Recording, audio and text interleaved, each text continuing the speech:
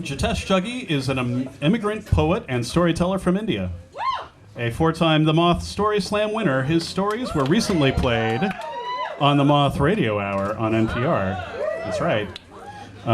He ended his career in finance one day when he lost all his data that he forgot to save on an Excel spreadsheet and realized he just didn't care. That tipping point led to him becoming a writer, and he has since taught storytelling workshops for the World Health Organization and University of Chicago, among others. He loves writing bios because he can refer to himself in the third person. Jitesh once performed his one-man show, Suitcase Stories, to a sold-out audience at the Steppenwolf Theater in September. And now, Jitesh, you have 2 minutes. Do you remember?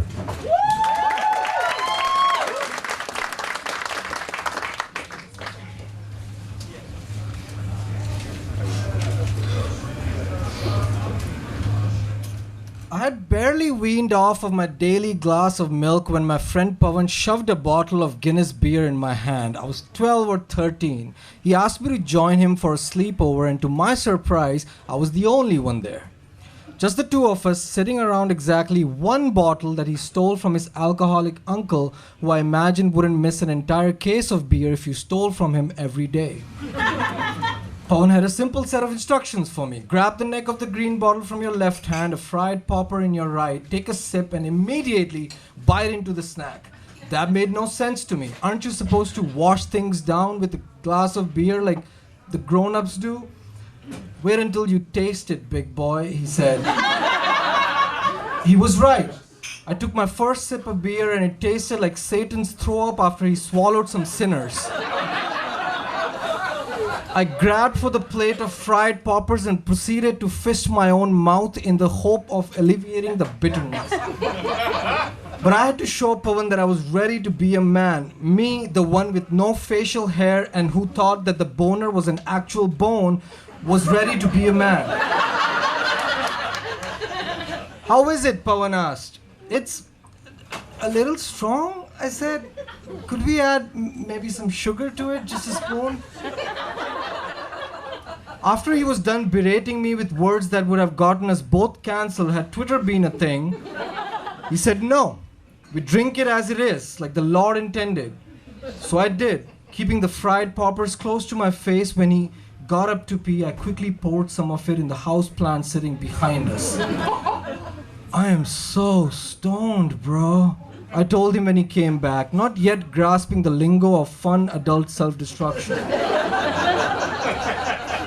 This happened every week. I would dread the night, but I had to show up and be a man. And I don't use it as a cliche. I thought you literally became a man once your body has had enough supply of the adult ale. Probably the organs needed it to grow up or something. We would start drinking. I would finish the snacks in the first 3 sips. He would get up at some point to pee. I would get the houseplant drunk. Now, I don't know how much you know about botany,